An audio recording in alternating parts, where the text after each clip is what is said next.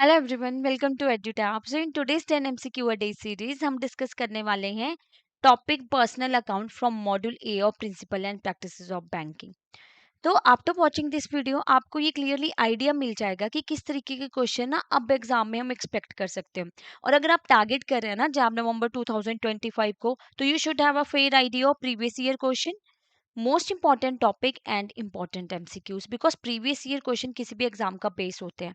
कई बार देखने को मिला कि प्रीवियस ईयर क्वेश्चन से डायरेक्टली क्वेश्चन पूछे गए एग्जाम में।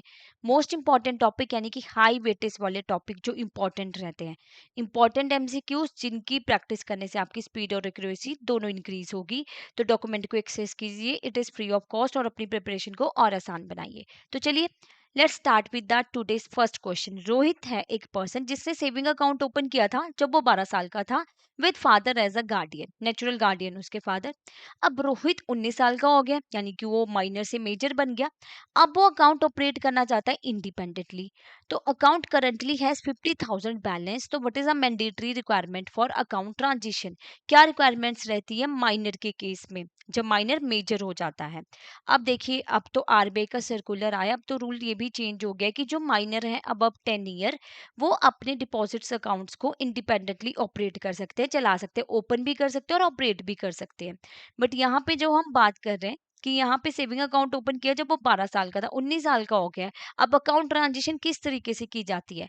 फादर कंटिन्यू कर सकते हैं कि operating without any changes, account must be closed and reopened in Rohit name, या fresh operating instruction and specimen signature from Rohit are required. Rohit need court permission to operate independently. तो क्या सही ऑप्शन यहाँ पे होने वाला है? देखो, गार्डियन तो तभी तक ऑपरेट करता है ना जब माइनर होता है, मेजर कोई पर्सन हो जाता है तो फिर वो इंडिपेंडेंटली अकाउंट ऑपरेट करेगा।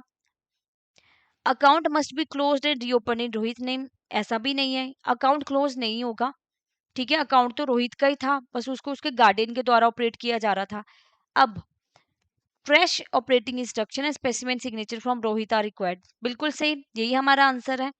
Rohit need court permission to operate independent. अब ये आंसर क्यों नहीं, कोर्ट की परमिशन की क्या जरूरत है जब रूल ही चेंज हो गया है, जब ये पता है कि जब कोई माइनर मेजर हो जाता है तो वो खुद ही उस अकाउंट का ना मालिक होता है। बट अब जो हम डिस्कस कर रहे थे कि आरबीआई का जो सर्कुलर आया था उसमें ये मेंशन किया गया था कि माइनर जो है अब 10 ईयर्स के, वो अपने डिपॉजिट अकाउंट्स को इंडिपेंडेंटली ऑपरेट भी कर सकते हैं और ओपन भी कर सकते हैं, राइट? तो यहाँ पे इस सिचुएशन को देखते हुए जो हमारा राइट आंसर है that will be option C. चलिए नेक्स्ट क्वेश्चन डिस्कस करते हैं। 16-year-old student wants to open a saving account. अब उसकी जो मदर है, who is divorced from his father, comes to the bank to sign as a guardian. Father live in another city and is not available. Can the mother sign as a guardian for minor account? अब options देखते हैं। No, only father can be natural guardian. Yes, RBI permit mother as a guardian when father is not available. Yes, but only with father's written consent. या no court appointed guardian is required. देखिए, अब RBI ने ये बोला है कि अब mother भी नेचुरल गार्डियन हो सकती है। पहले क्या होता था ना, फादर को ही नेचुरल गार्डियन कंसीडर किया जाता था। अब मदर भी नेचुरल गार्डियन के तौर पे जो है माइनर का अकाउंट जो है वो ओपन कर सकती हैं। तो यहाँ पे राइट ऑप्शन क्या रहेगा हमारा? Option B. ओके, चलिए consider the following statement about joint account holder कि joint account can only be open by married couple, NRI can be joint holder only if related to resident account holder, all joint holder must sign the account opening form, या joint account automatically have either or survivor operation. तो इनमें से कौन सी statement जो है वो correct है? 2 and 3 only, 1 2 and 4 only, 2 3 and 4 only, या 1 and 4 ओनली? तो कौन सी करेक्ट होगी यहाँ पे? देखिए, ज्वाइंट अकाउंट क्या होता है? देखो, ज्वाइंट अकाउंट क्या है कि दो लोग या दो से ज्यादा लोग मिलके अकाउंट चलाते हैं। तो मैरिड कपल ही थोड़ी चला सकते हैं अकाउंट। यहाँ पे फादर सन के साथ मिलके, मदर डॉटर के साथ मिलके वो भी तो अकाउंट ऑपरेट कर सकते हैं। तो it is not specifically for married couple, तो ये तो ऑप्शन एलिमिनेट होगी। ठीक है, अब all joint account holder must sign the account opening form, ये सही है।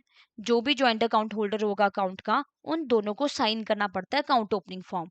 And NRI can be joint holder only if related to resident account holder. जब भी किसी एनआरआई को ज्वाइंट अकाउंट ओपन करना होता है ना, तो कंडीशन क्या होती है, जो रेजिडेंट इंडियन है वो उसका क्लोज रिलेटिव हो। ठीक है, उसके साथ मिलके एनआरआई जो है वो अकाउंट ओपन कर सकते हैं। तो सेकंड भी सही है बिल्कुल, राइट। अब joint account automatically have either or survivor operation, ऐसा तो कुछ नहीं मेंशन किया गया है, ये बोला गया है कि वो बताना पड़ेगा कि कौन से ऑपरेशनल मोड्स पे हम चला रहे हैं। आइदर और सर्वाइवर पे चला रहे हैं, एनीवन और सर्वाइवर पे चला रहे हैं, फॉर्मर और सर्वाइवर पे चला रहे हैं, वो डिपेंड करता है कस्टमर के ऊपर। तो ये कोई मैंडेटरी कंडीशन नहीं है, ये कोई यहाँ पे फिक्स नहीं कर दिया गया है कि either or survivor he operation रहेगा। तो our right option is option A, 2 and 3 only. First and fourth is wrong. Okay, तो ज्वाइंट अकाउंट इसलिए ऑपरेट किया जाता है कि एक्सेस मिल जाए दूसरे पर्सन को अकाउंट का। जैसे कोई जो सन है वो अपनी मदर के साथ अकाउंट ओपन कर रहा है ज्वाइंट अकाउंट, तो मदर को इजी एक्सेस हो अकाउंट ऑपरेट करने का, बार बार सन को पैसे नहीं भेजने पड़ेंगे। और यहाँ पे क्या होता है ज्वाइंट अकाउंट में कि अगर किसी एक की डेथ हो जाती है तो दूसरे को ना इजीली एक्सेस मिल जाता है। और ये भी बताना जरूरी होता है कि आप ज्वाइंट अकाउंट जब ओपन करो तो क्या रिलेशनशिप है among joint account holder, and income कहाँ से आती है, what are the sources of income here in the joint account, right. अब illiterate account holder receive a cheque for 25,000, ठीक है। She comes to bank for encashment but can not sign, illiterate है क्योंकि। तो bank officer knows her personally as she has been a customer for 5 years। तो what should the bank do for cheque encashment? Accept करेंगे her thumb impression without any attestation, refuse कर देंगे transaction as she can not sign, या get her thumb impression attested by known person, या allow the transaction based on personal recognisation only. क्या किया जाएगा? देखो illiterate person की अगर बात करें तो इनको अकाउंट ऑपरेट करना जो है अलाउ होता है। तो बैंक ऑफिशियल जिनको क्या करते हैं ना, इनको बोल के बताते हैं इंस्ट्रक्शंस अकाउंट के रिगार्डिंग। और जब भी इन्होंने कोई भी ट्रांजेक्शन करनी होती है तो पर्सनली पासबुक लेके जो है इनको बैंक आना पड़ता है। ये करंट अकाउंट ओपन नहीं कर सकते, ना ही इनको चेकबुक अलाउड होती है, राइट। और जब भी इन्होंने अकाउंट ओपन करना है, अकाउंट ओपनिंग फॉर्म में पासबुक वगैरह पे, तो वहां पे इनके ना जो है पासपोर्ट साइज फोटोग्राफ लगती है और अटेस्टेशंस करवानी पड़ती है इनकी। जो भी नोन पर्सन होता है ना बैंक को, तो उसके साथ थंब इम्प्रेशन के साथ अटेस्टेड कराया जाता है। तो यहाँ पे राइट ऑप्शन क्या होगा? अटेस्टेशन के बिना तो नहीं काम चलेगा, ये भी नहीं होगा। ट्रांजेक्शन क्यों रिफ्यूज की जाएगी कि वो साइन नहीं कर सकती? ऐसा कुछ भी नहीं है। Allow transaction based on personal recognisation only, no. Bank को अपने बेसिक रूल तो फॉलो करने पड़ेंगे ना। तो gate her thumb impression attested by the known person. अब joint account holder bring up bearer check for 50,000, okay, and made out to both joint holder Mr. A and Mr. B. Only Mr. A is present at the bank, और जो account operate हो रहा है वो either or survivor basis पे। तो bank कैसे proceed करेंगे? Pay the cheque to mister A as he is authorise to operate independently, या रिफ्यूज कर देंगे payment because both holder must be present for bearer cheque encashment, या credit the amount to joint account after mister A's endorsement, या pay after getting written consent from the absent joint holder mister B.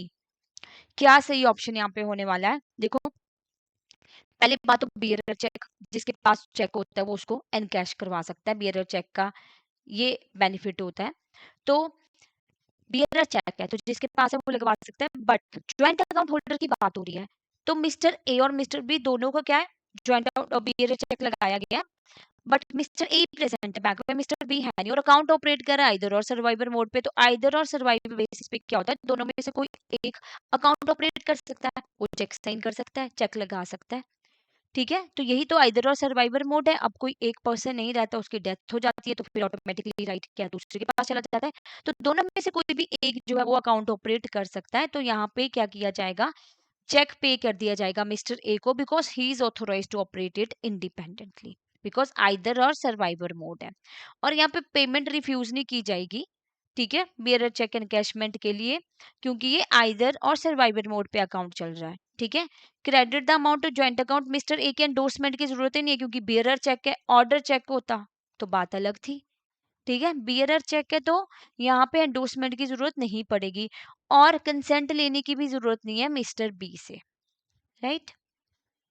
चलिए, अब next question discuss करते हैं। Question number 6, mister Rajesh है blind customer, इनका saving account है for 5 years, right.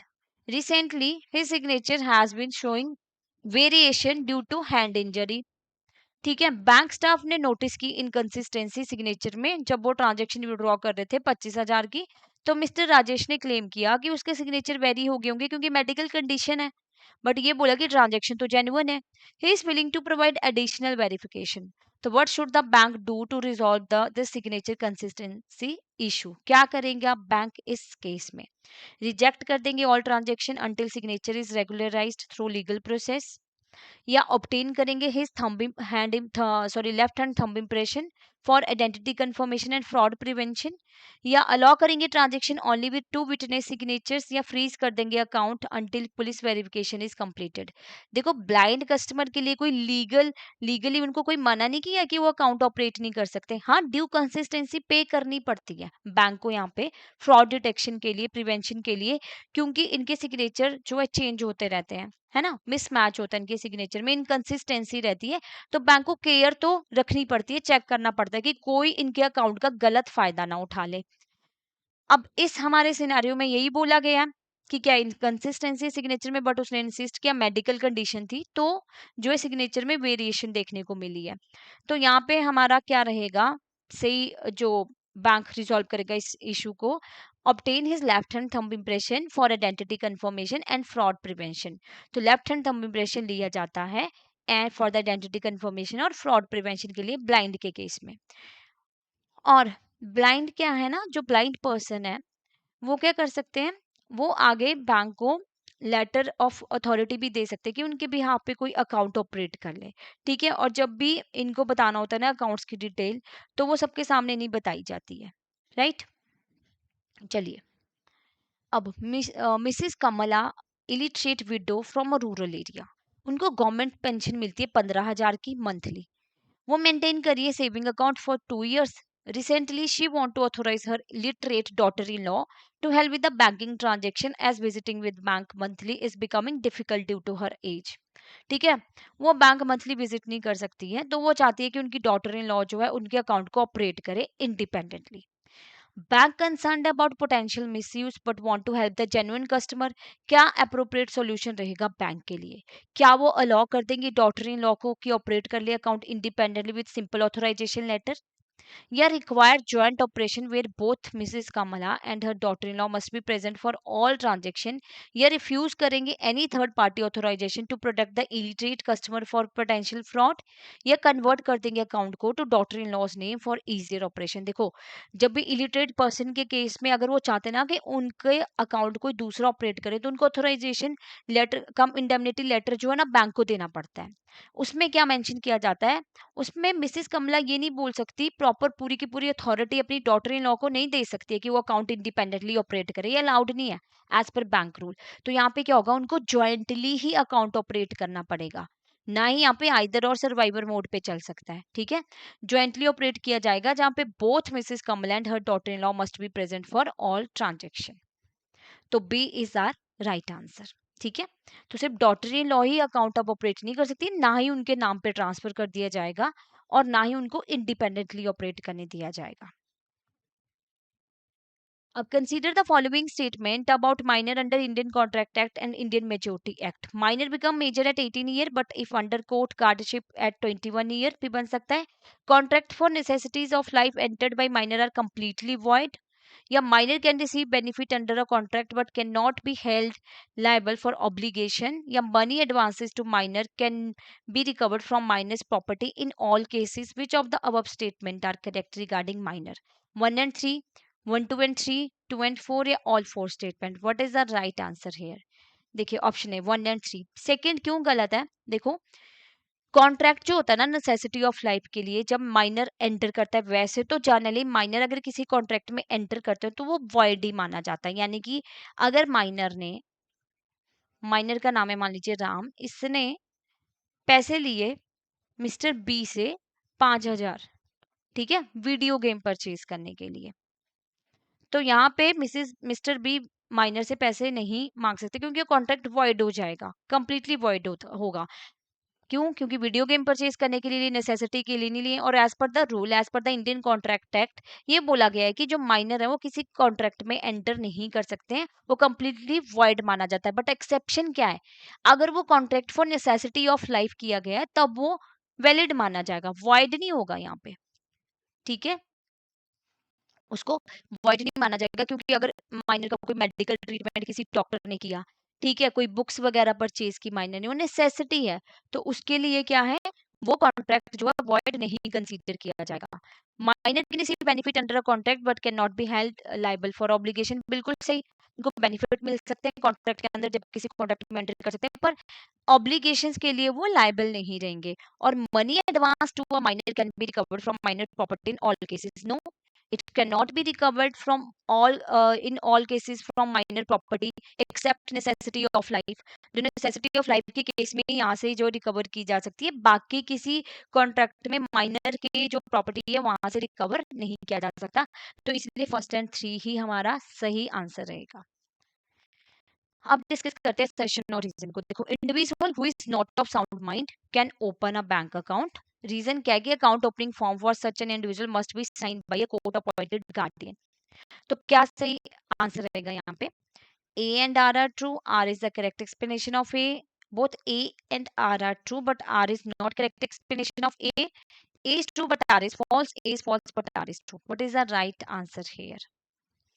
देखिए option A and R are true, R is the correct explanation of A. Individual के case में क्या होता है कि जब भी इंडिविजुअल ने अपना अकाउंट ओपन करना है तो वो साउंड माइंड का हो, ठीक है, मेजर हो, और वो इंसॉल्वेंट ना उसको डिक्लेयर किया गया हो कहीं से भी। बट अगर कोई अनसाउंड माइंड का है तो उसको अलाउ किया जा सकता है, उसका अकाउंट ऑपरेट किया जा सकता है उसके गार्डियन के द्वारा, ठीक है।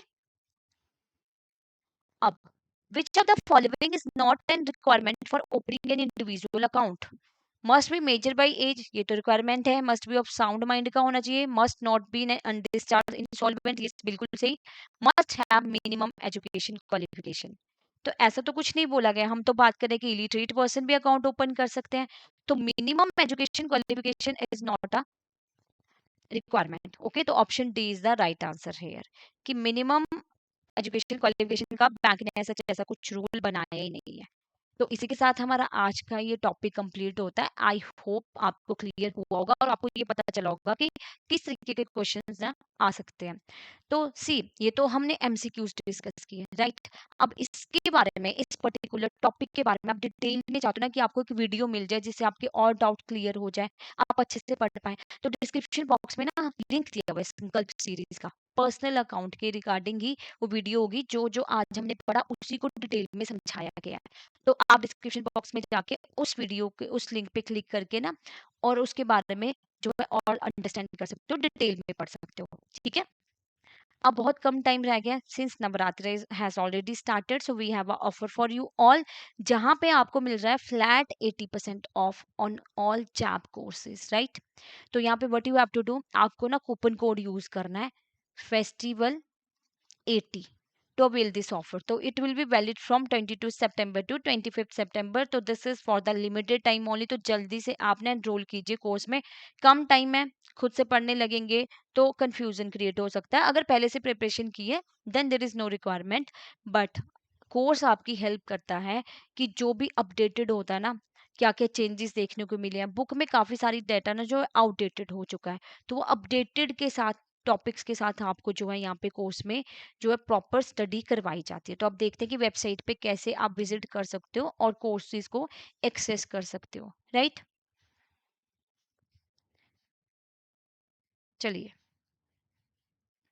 What you have to do, आपको जाना है जो टैब डॉट इन पे, यहाँ पे कोर्सेज पे क्लिक करना है। जैसे कोर्सेज पे क्लिक करेंगे ना, you need to click on the JAP courses. तो फर्दर जब आप स्क्रॉल डाउन करोगे, यू विल सी हेयर, आप कॉम्बो देख पा रहे हैं, तो यहाँ पे कंप्लीट मास्टर कोर्स आपको मिलेगा, एक तो जिसमें लाइव क्लासेस होती हैं, concept classes, concept notes, mock test.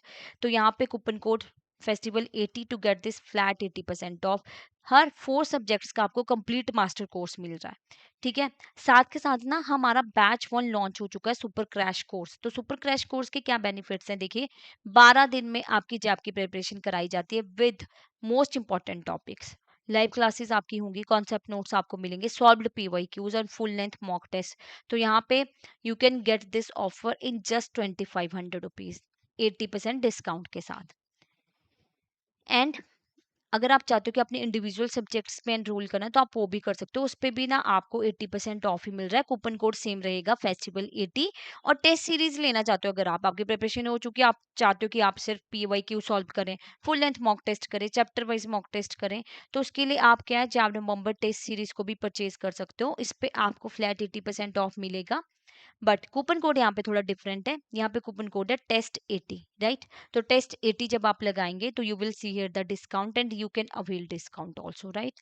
अगर फिर भी आपको कोई और डाउट है ना, कोई और क्वेरी है, तो आप हमें देखो इस नंबर पे कॉल कर सकते हो, मेल कर सकते हो hello@edutap.co.in, और वेबसाइट पे डायरेक्टली यहाँ से भी विजिट कर सकते हो। Thank you so much, have a nice day.